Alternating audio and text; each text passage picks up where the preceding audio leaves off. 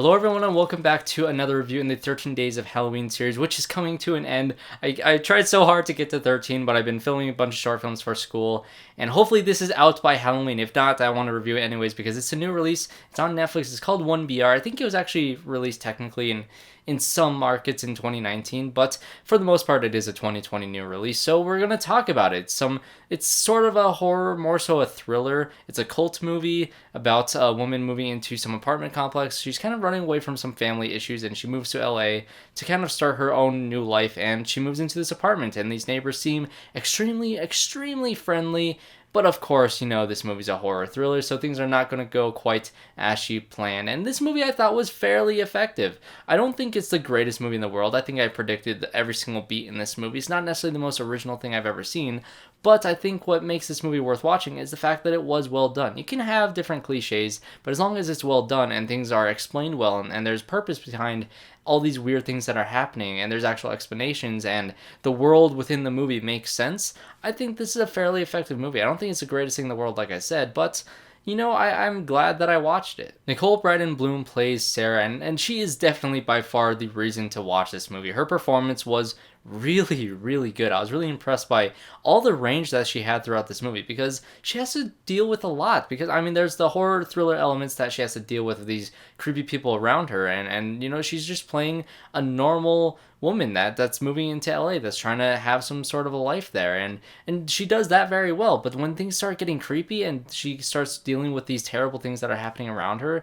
and the fact that she gets more and more exhausted throughout the first act of this film because of the things that are happening in her apartment complex and the things that this cult is doing to her, she handles that really well, and she has to reach such a range of emotions throughout the very beginning of the movie, throughout the second act, and where she gets to by the end of the film. She has a complete transformation, and I thought that arc that she has was definitely by far the best thing within this movie because she deals with the family stuff that she deals with, the backstory within her and her relationship with her father and her mother that you don't get to see because she had previously passed away. That entire storyline was really good, and I wasn't expecting that from this movie when I first turned it on because I thought maybe it was a foreign film for some reason, I think, but it's definitely not. This movie's definitely in English, and I wasn't when I was going into it, I really wasn't sure what I was getting into. I wasn't sure how deep it was going to be. I wasn't sure. I didn't even really know that it was a cult. I knew kind of that it was a cultish movie right from the beginning, just the way that these characters are acting. But as the movie progresses, there's a bunch of different twists and turns that I think the general beats of what happened with the character and what they do with the situation that they're put in is fairly predictable. But the way that things are done, the way that this cult does things, I thought had a cool little modern spin to it that I thought was very interesting. And it has I think it has some sort of message that it's trying to get at. I just watched it, and there's part of it that makes me want to really sit down and think about the ending and think about some of the things that happen and the final shot, which I thought was really solid. And maybe this movie does have a lot more to say than I'm thinking after first watch. So maybe this movie actually might be worth revisiting. But I thought for the most part it was fairly well done. In terms of negatives, like I said, I think the movie is fairly predictable. The beats that it hits are never really super original, which is kind of unfortunate. There at one point in the movie, about 30 minutes in, I said, okay, so this is going to start happening, and as that started happening, it's like, okay, since that happened, this is going to happen, and that happened, and then I was able to piece together an entire movie before it ended, and that was just a little disappointing to me. I should have put up the Midsummer poster. I forgot to change the poster from my last review, but I would have put up the Midsummer poster because that is another great cult movie,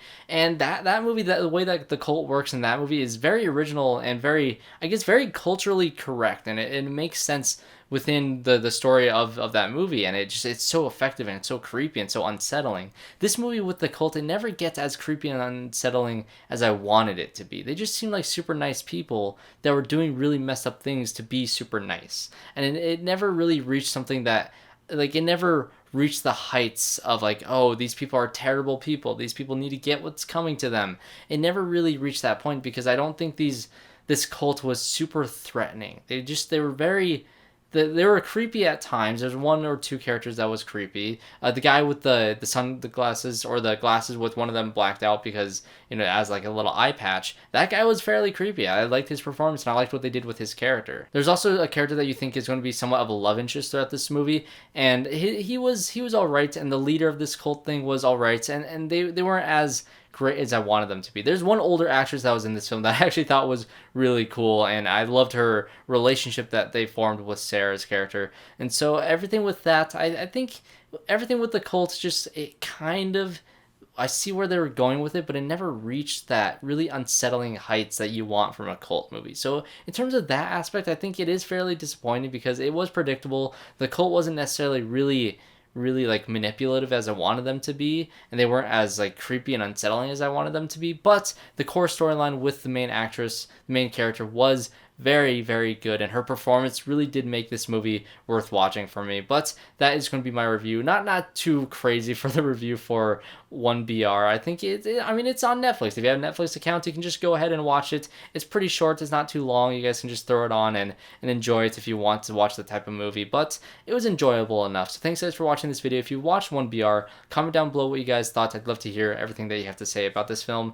And also, what do you guys think about my 13 Days of Halloween series? What movies should I do for next year? I'm going to say that for this one because this might actually be the last one in the series. I might try to squeeze one more in for Paranorman on Halloween Day, but we'll see. Cross my fingers that I can get that done before I have to get crazy filming another short film. So thanks guys for watching. Subscribe to the channel. Mandalorian reviews coming out very, very soon. I actually think one of them might already be out as of watching this video. So check out that review. Subscribe, comment, leave a like, do all the things, and I hope to see you all in my next one.